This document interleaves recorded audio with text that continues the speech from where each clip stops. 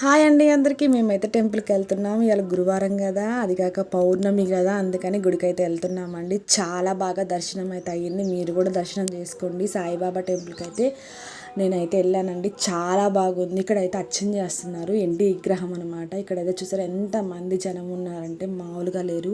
ఇక్కడైతే మనమైతే ఇక్కడికి వచ్చేసామండి. ఇక్కడ చూసారా ఓంగుండంలో అయితే కొబ్బరికాయ అయితే ఒకటి వేసామండి. తర్వాత ఇక్కడ సాయిబాబా, ఇంకొక సాయిబాబా, అసలు ఇక్కడ ఉన్నది సాయిబాబా ఫస్ట్ ఈయన అనమాట. అక్కడికి వచ్చాం. చూసారు ఎంతమంది లైన్ అయితే. ఇక్కడ అందరు శివాలయ శివుడు ఉన్నాడు, అందరు ఉన్నారనమాట. మంచిగా అది దర్శనం అయిపోయింది. తర్వాత కొబ్బరికాయ కొట్టుకుందాం.